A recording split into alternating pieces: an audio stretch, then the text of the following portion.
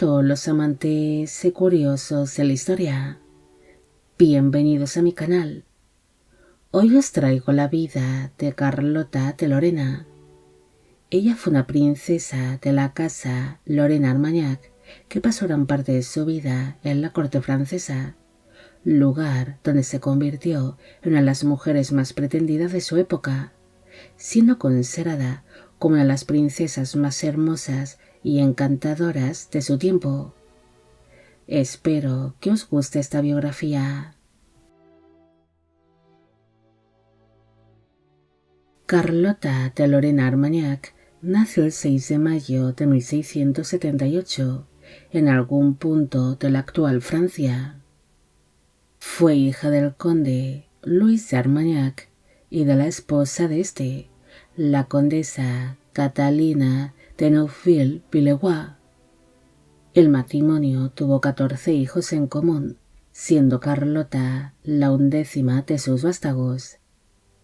La niña posee un buen linaje, descendiendo por ambas vías de la antigua nobleza francesa.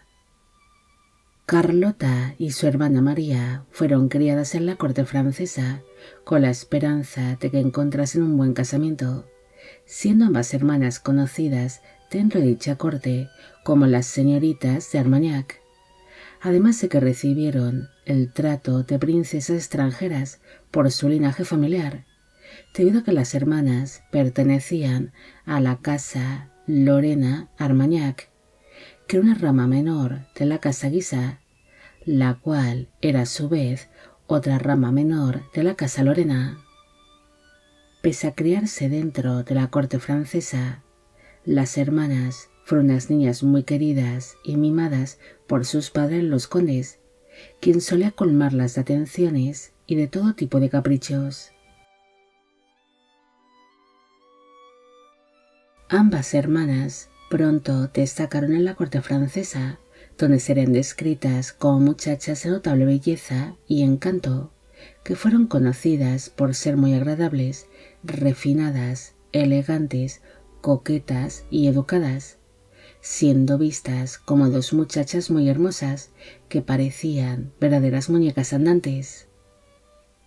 Carlota pronto se ganaría la atención y la admiración de distintos contemporáneos suyos. Incluso el propio rey, Luis XIV de Francia, llegó a tenerla una gran estima, disfrutando mucho su compañía durante los distintos juegos y festejos que se celebraban dentro de la corte. Incluso al rey le gustaba contar con la presencia de la princesa cuando paseaba por los jardines de palacio o durante las celebraciones de algunos banquetes, convirtiéndose en una figura bastante habitual dentro de los círculos sociales del rey. Carlota también sería descrita por algunos de sus contemporáneos como una mujer que era demasiado formalista, llevando en todo momento a rajatabla todas las normas establecidas dentro de la corte, siendo una princesa muy meticulosa que seguía a la perfección el protocolo. En el año 1688, su hermana María se casó con el futuro príncipe de Mónaco, Antonio I. El casamiento de su hermana entristeció mucho a Carlota, debido a que ambas habían estado siempre muy unidas, permaneciendo así la joven en la corte francesa, donde seguiría siendo conocida para el resto de su vida como Mademoiselle de Armagnac. Tras producirse el casamiento de su hermana María, pronto empezó a llegar una serie de propuestas matrimoniales para la princesa, convirtiéndose en una de las mujeres más pretendidas de su tiempo.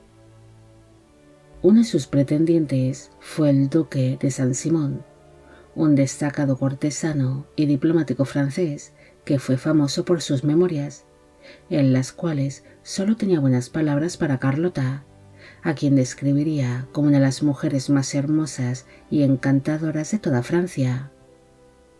Otro pretendiente fue el margrave Jorge Federico II de Brandeburgo-Ansbach, quien era hermano de la futura reina consorte de Gran Bretaña, Carolina de Brandeburgo-Ansbach, pero este compromiso tampoco se llegaría a formalizar. Carlota llegaría a recibir numerosas propuestas matrimoniales por parte de distintos nobles franceses, pero siempre acabaría rechazándoles.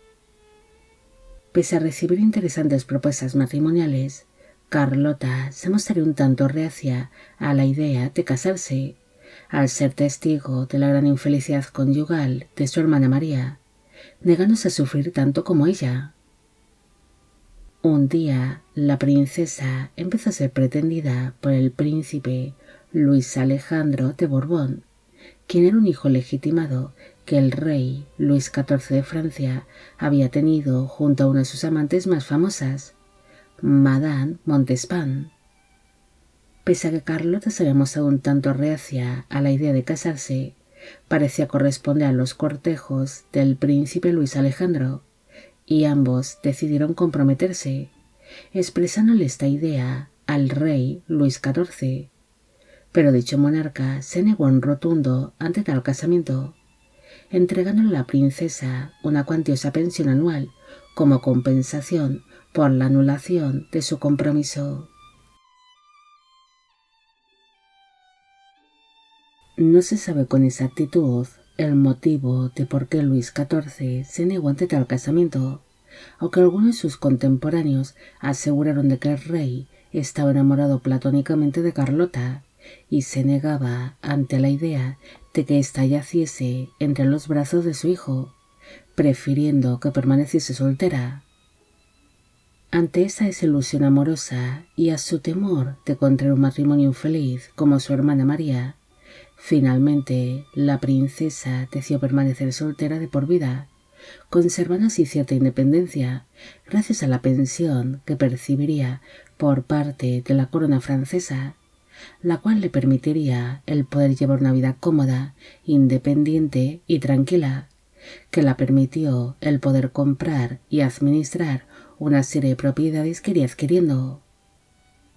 Tras producirse la muerte del rey Luis XIV de Francia en el año 1715, Carlota se fue retirando poco a poco de la corte francesa y empezó a pasar largas temporadas entre las distintas propiedades que llegó a poseer, falleciendo una de estas el 21 de enero de 1757, a los 78 años de edad. No hay mucho más que decir sobre Carlota. Ella fue una princesa extranjera que vivió gran parte de su vida en la corte francesa, consiguiendo ser admirada por su belleza, su encanto y elegancia, siendo una mujer que sabía comportarse en público y que llevaba a rajatabla el protocolo establecido. Es por ello que Luis XIV acabaría teniéndola una gran estima, aunque algunos aseguran de que fue uno de sus amores platónicos, prefiriendo el monarca que Carlota permaneciese soltera antes de que se casase con algún hijo suyo. Esta princesa fue una de las mujeres más pretendidas de la corte francesa, pero ella finalmente decidió no casarse, prefiriendo pasar toda su vida soltera antes de contraer un matrimonio infeliz, llevándose una vida como mujer independiente. Bueno amigos, llegamos al final de la vida de Carlota de Lorena. Espero que os haya gustado esta historia. Como siempre, agradeceros todo el apoyo que recibe el canal. Mil gracias por ver los vídeos que voy realizando. Y quisiera agradeceros de corazón el que forméis parte de Biopic Channel. Hoy me gustaría saber qué os ha parecido esta historia y si conocéis a otras princesas que también hayan llegado a ser muy pretendidas. También quisiera felicitar por su cumpleaños a Jessica Paola Beltrán. Y con esto me despido. Hasta la próxima.